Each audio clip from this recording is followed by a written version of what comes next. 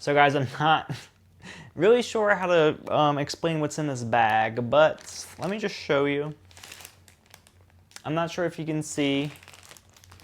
Let me take it out. In this bag, this pains me so much to see this. This is the Sony 24-70 f2.8 gmaster lens. Look at this. Like, look at this mess. It ain't supposed to look like this. And then in the bag, the other stuff we have, I have like this plastic O-ring for waterproofing, the mounting plate, and then the cap. And then in this other little bag, I have some screws and some plastic. So let me just explain what happened.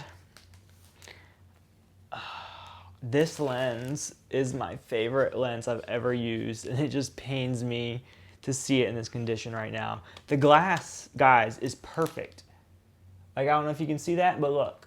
Like, that's perfect. It's just the butt end. Ooh, she ain't supposed to move like that.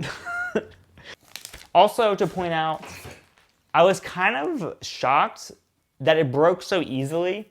And when it broke, I did want to see kind of what was going on. I thought maybe just a screw bent, but I unscrewed it. And once I got in there, like, I saw the mess that it was. Like, it was initially a little bent and loose. But when I unscrewed it, I saw there were some plastic pieces that were broke in there. So basically it was toast, but it's not like a lot of damage. It's just literally the mounting plate area. So I can't see it being more than a few $100s. I'm gonna get this fixed. It's just the idea of having to do a request to get it fixed, send it out, get it back. It's just so much work when I could have just been more careful and just kept my expensive tripod with my expensive camera. Leave the cheap tripods for the cheap cameras. Life hack. So what happened?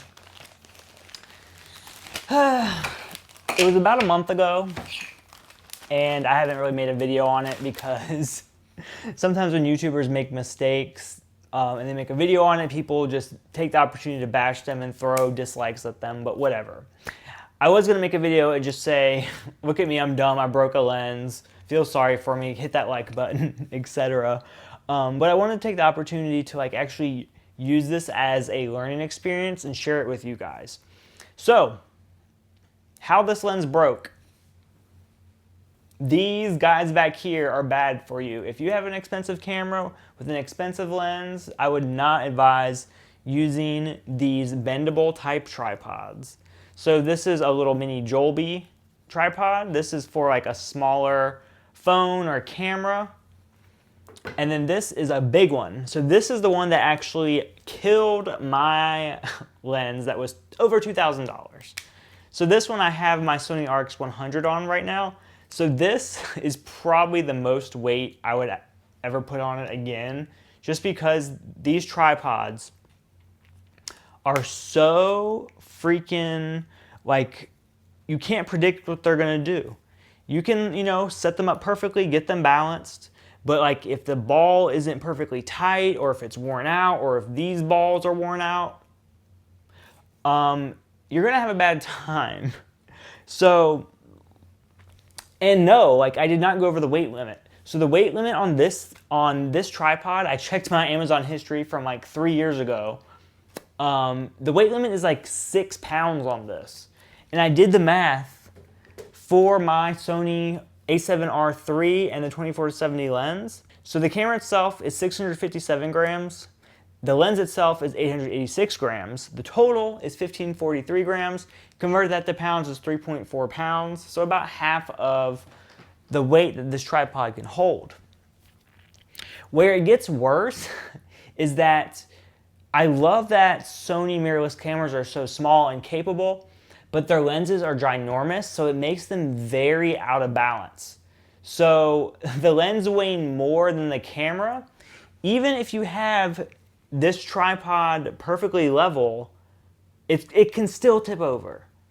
You may have to like kind of use one leg to counteract that, but I'm telling you, these things are so freaking you're unable to predict what's going to happen, I don't advise you putting any camera of value on these.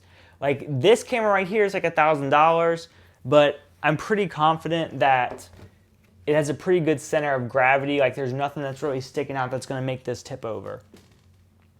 And then two, like Manfrotto and Joby make really cool mini tripods like this too. They're not bendy, but they're really solid and metal.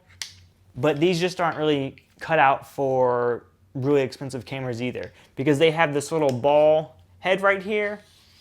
And I think anytime you involve a ball like this, there's potential for it to get loose or maybe grit get caught in there. And all it takes is for it to move a micrometer. And then your heavy lens, again, just topples over.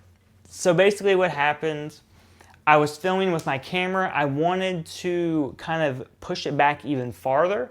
But if you're familiar with my setup, there's a TV and then a stand behind the camera. So what I wanted to do was put the Joby tripod on the TV stand itself. So that will allow me to back up farther. I can get the shot I need. One stupid decision is what caused my $2,000 lens to break, because I put the Joby tripod on the TV stand. I turn my back, I look over and it's falling. It falls on carpet, mind you. Like the distance that it fell, and yes, please judge my poor outfit. I have basketball shorts on and Lacoste. I am a fashion icon. But just to point out like how far it fell from about hip height onto carpet. So it's not like it even fell onto like concrete or asphalt or anything like super dangerous. It just fell on the carpet. So yeah, I do want to point out that it is the fault of the Joby tripods. I'm also taking blame. It's not like I'm going to sue Joby or whatever.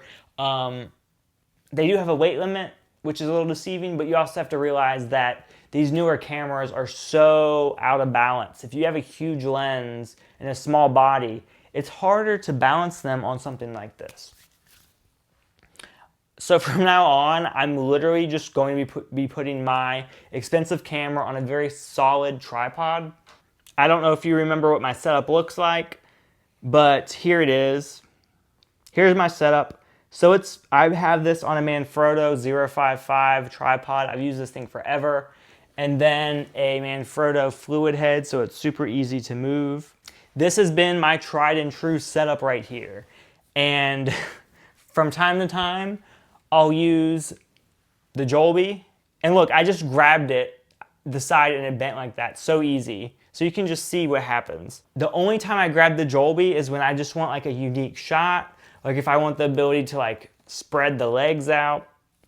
Or maybe even like wrap it around something. Like, you know, you could do this number. But still, all it takes is a little bump and it could just fall over. Like it's not the most guaranteed thing. I would honestly like stick to little compact point and shoot cameras on these things. Stick to like GoPro style cameras. Stick to like smartphones.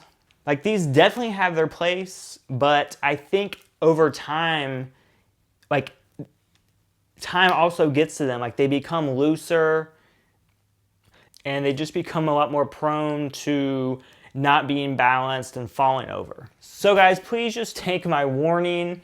If you're looking for a nice portable convenient tripod for your super expensive DSLR mirrorless camera, please consider not going the convenient route and go the more like tried and true and steady and heavy and inconvenient route, because it will save you along the lines. If you want a super lightweight tripod, if you want something that you can put in awkward spaces, get one of these, but your camera may fall and break. So if I could get the time stone from Thanos and rewind time back about a month, I would do that to make sure I wasn't stupid and use this tripod. So guys, I will put links to my good tripod in the description below. If you want some of these tripods too, for whatever reason, hopefully for a smaller camera like these, I'll put links to those as well. And that's all I have to say about that, guys. Please just say a prayer for my 24-70 G-Master.